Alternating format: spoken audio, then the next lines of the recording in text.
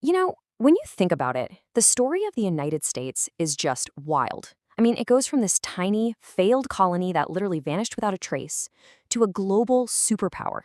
It's a story of constant reinvention. And that's what we're going to dig into today. All the key moments, the conflicts, the revolutions, everything that forged this nation. Just think about that sentence for a second. That right there, that marks a pivotal moment in world history. It's not just about a new place on the map. It's about the birth of a country founded entirely on an idea. So, how did that even happen? How do you go from a whole continent of different peoples, competing empires, all doing their own thing, to a single nation? Well, that's the big question we're tackling. And the answer? It's messy. It's a story full of clashing cultures, incredible ideas, and some really, really brutal realities. All right, so to really get this, we've got to rewind. I'm talking way, way back, before 1776. The conflicts that truly shaped the continent, they started centuries earlier. And those first encounters, they were often brutal and totally unpredictable. Okay, so first things first. Before any European ships showed up, North America was anything but empty. It was a continent absolutely teeming with life. For thousands of years, you had hundreds of incredibly diverse and sophisticated native societies. We're talking the mound builders in the Mississippi Valley, the cliff dwellers out in the Southwest. They had built entire worlds here. And fun fact, the first Europeans to land, probably not who you're thinking of.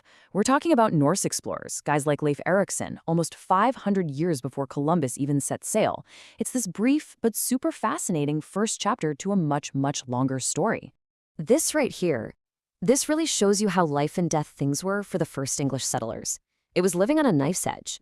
You've got Roanoke, the famous lost colony, which just, poof, disappeared, gone. Then you've got Jamestown, which was basically on life support for years. I mean, they were dealing with starvation, disease, constant conflict. The fact that it survived at all is just a story of pure, gritty, brutal persistence. And then something happens that changes everything. Just 12 years after Jamestown was founded, a ship arrives. And on that ship is a cargo of enslaved Africans. This one moment, this is the beginning of a brutal 2.5-century-long institution. Slavery would become completely woven into the fabric of the nation's identity, its economy, and ultimately its most violent conflicts. You cannot tell the story of America without telling this story. So you've got these scattered, barely surviving outposts on the edge of a massive continent.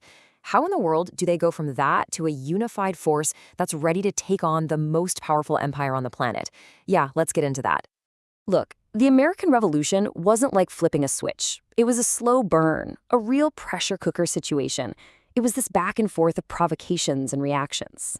See, after the French and Indian War, Britain was flat broke, and they looked at the colonies and said, "You're going to help us pay for this."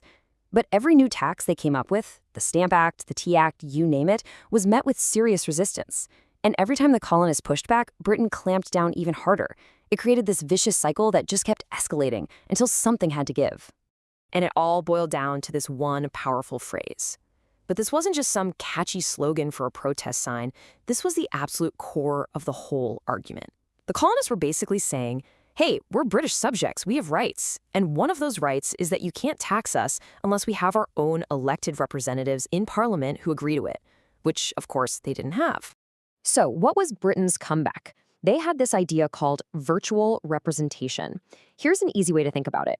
Imagine your neighbor's parents making rules for your house, claiming they have your best interests at heart, even though they never asked you or your parents. That's pretty much what the British were arguing. They said Parliament represents all British subjects, even the ones across the ocean, who had zero say in who gets elected. For the colonists, this was a total non-starter. It wasn't just unfair, it felt like a complete denial of their basic rights. And this is where everything changes. With the Declaration of Independence, this fight suddenly becomes about something so much bigger. The colonists weren't just fighting for their rights as Englishmen anymore. No, they were making this radical, earth-shattering claim about the universal rights of all people. This wasn't just a rebellion anymore. This was a full-blown revolution in how people thought about government and freedom, and it was an idea that was going to echo all across the globe. Okay, so they win their independence. But as the new nation starts to grow like crazy in the 19th century, a deep, fatal crack in its very foundation begins to show. And what was driving this relentless push westward? It was this powerful and frankly dangerous idea called manifest destiny. This was the belief, a conviction really, that the United States was destined by God to stretch from the Atlantic all the way to the Pacific. On paper, it sounded like a noble mission. Spread democracy, spread civilization, but that idea had a really dark side. It became the justification for forcing Native Americans off their ancestral lands and for fighting a brutal war with Mexico. I mean, just look at how fast this all happened. It was staggering. The Louisiana Purchase, bam, the country doubles in size, just like that. Then you have the Indian Removal Act, which led to the horrific Trail of Tears. And the Mexican-American War, it ends with the U.S. taking this huge chunk of territory that we now know as the American Southwest. So yeah, it was a time of unbelievable growth, but it came at a truly terrible human cost. And here's the thing. With every single square mile of new land, one massive question hung over everything.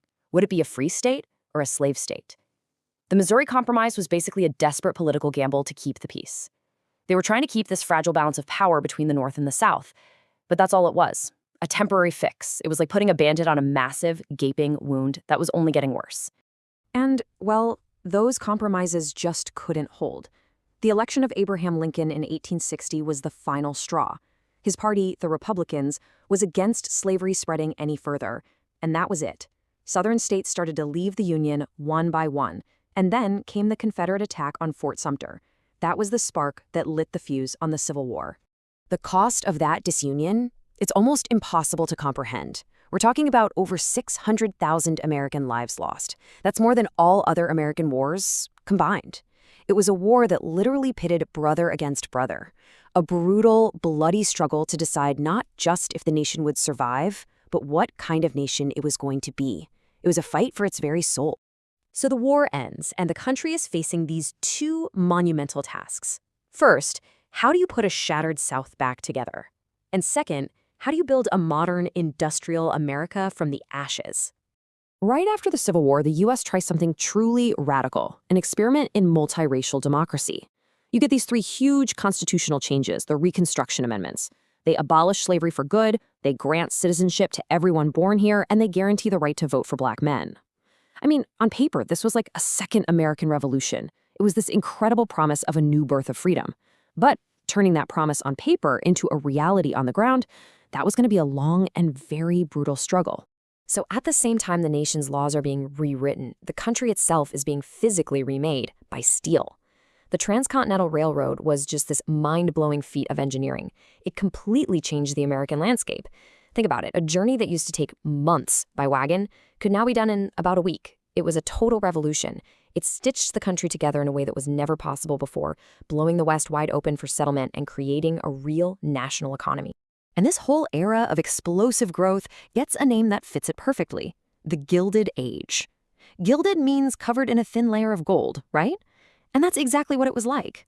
On the surface, you had all this glitter, robber barons, huge mansions, amazing inventions, and wealth on a scale no one had ever seen. But if you scratched just below that shiny surface, you found a reality of desperate poverty, child labor, dangerous working conditions, and this massive growing gap between the super rich and everyone else. But that amazing promise of Reconstruction, it didn't last.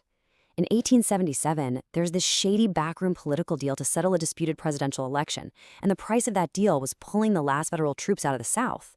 And that was the end of Reconstruction.